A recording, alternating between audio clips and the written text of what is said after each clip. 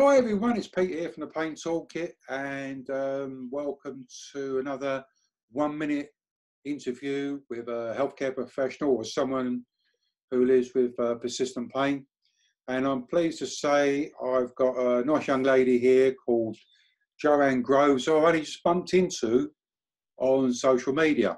And what caught my eye about Joanne's work is all the fantastic sort of stuff she's doing to encourage movement. But listen, let Joanne tell you about what she does. So good afternoon to you, Joanne. Good afternoon. How are you doing, Pete? All right. Do you know what? I'm all the better for you asking me. Thanks very much. Joanne, I'm intrigued and I love what you're doing, because for me, movement, since I've started getting movement and exercise and all that sort of stuff, when the pain levels drop and whatnot. Yep. So I'm really interested. I've seen you've done a couple of live Facebook live broadcast in the last week or so, and I've watched those with I'm eager to watch all that sort of stuff.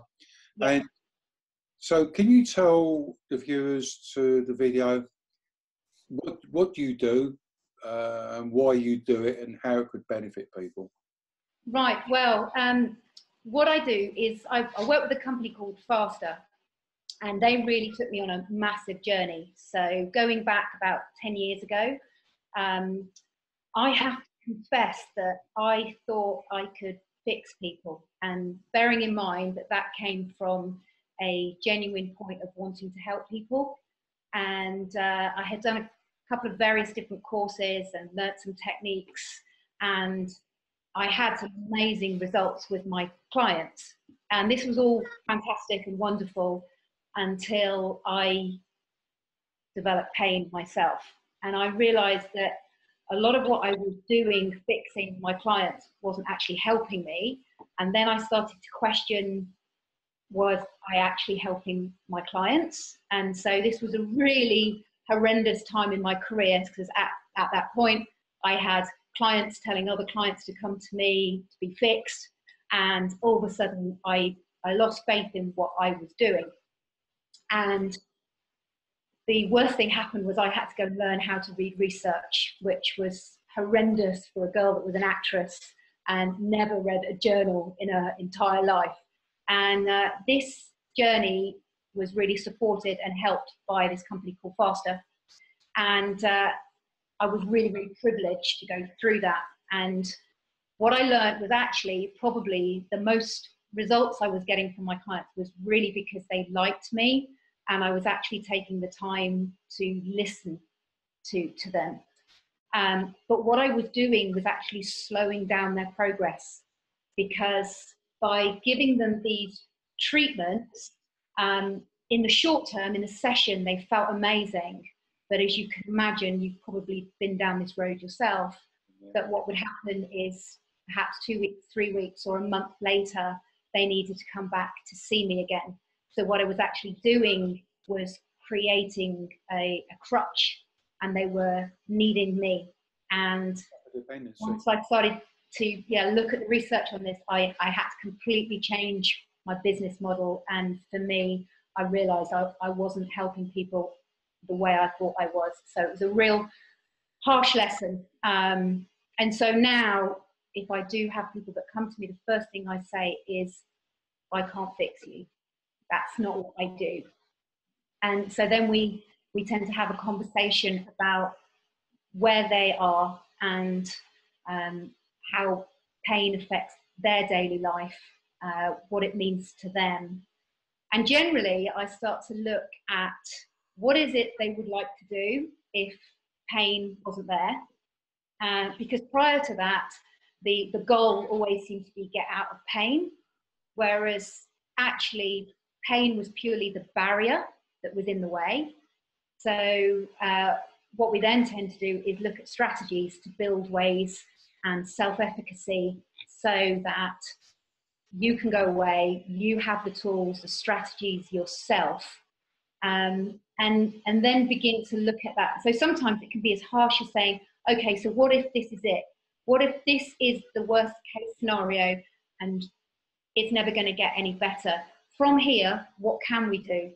And then that's when you look at, well, I can't run for 10 minutes. Can you run for 2 minutes? Yeah, I can do that. Great, awesome. So let's start with that. Or it might be, I can walk around my house. So whatever it is for that person, and then we look at ways of adding on to that. So if you like, re-exposure to movement. For me, a big passion of mine is the language that we use. And I think language is so powerful, and we don't realize sometimes that the language can really affect the way we make someone feel. And it's really, really interesting. There's so much research out there that fear can have a direct correlation to pain. And so if we are reinforcing these stories with words like dysfunction or tight or weak, then we're adding on to this fear. And of course, that doesn't help the person who's all in words, all those, to us, they're too technical for us. Dysfunction, what the hell does that mean? You know, it's about keeping the language very simple. Absolutely. So what is your actual title then? Is it like a health trainer or something, or? So I'm a movement coach, and I train personal trainers. So I think you mentioned this on one of your previous talks, actually, how many personal trainers don't have the tools themselves or the understanding. And as you know, everything has changed in the pain industry, and we've learned so much in the last 10 years. So it is changing very, very fast. So what I try and do is, again, to help personal trainers question the research. So look at the evidence, but then the most important thing, which Pete, I'm sure you'll agree, is how we use that evidence to drive the approach. And the approach has to be unique to the human being in front of us. If you don't have that connection and you don't appreciate or understand what that person has gone through to the best of your ability, the stories that are in their head, their culture, their lifestyle, all of the influences that have added to that pain, it's really important that we make that connection. See, for us, we're not that convenient. Like there's 28 million of us in the UK, and we're not convenient enough to come out the same jelly mould. No, absolutely. So we've got different wants and needs. We've got different agendas, and all stuff like that. And for what you're telling me here, this is really, I like it. It's music to my ears, because you're treating everybody as an individual. We're not one size fits all. It's about, and I was saying earlier on that it's about healthcare professionals or movement coach. It's about not being a medical person, but being an educationalist. What do I need to provide for this person to help them on their way? So it's to find out, how do they learn? Are they watchers, readers, or they learn through practice, or perhaps a combination of stuff like that? So whereabouts you do all these? Whereabouts you do your coaching? Is it mainly is it around the country, or mainly in London, or? Yep, around the country. I'm based in London myself, and then I also go out to the States quite a lot to present out there. So and I was just going on thinking about what you were just saying before as well. And what I love about the approach is, obviously you need to get to know that person, and you need to build a relationship. And from there, that's when the excitement happens, and when you can build those strategies. And a lot of the problems with the industry is that we build on the fear of damage, and it's trying to help someone understand that pain doesn't necessarily equal damage, and how we can give them that self-efficacy to start to move, and the boundaries of, when's too much, when do I stop, when is it good to do a movement, when is it not so good to do a movement. And that, as you said, always comes down to the individual, and giving them those tools to go away and do that. you know, I'm sitting here thinking to myself, okay, we need to do the interview in a minute. But you know what? I don't think we need to, because this is like being, you know, if I was to say to you, right, let's do the interview, what would be the take-home messages? I think you're doing a splendid job already in telling me about and telling the viewers about all the things that you're doing there, because I mean, a lot of the phrases and the term, I don't know, the language, I suppose, is pretty much, you know, used in the pain management world, you know, in the pain self-management world, you know. And normally I would hear that from like, I don't know, a physio or a clinical psychologist and stuff like that. But, you know, a movement coach is coming up with the same phraseology, like, you know, and this is the sort of stuff that we engage with. Yeah.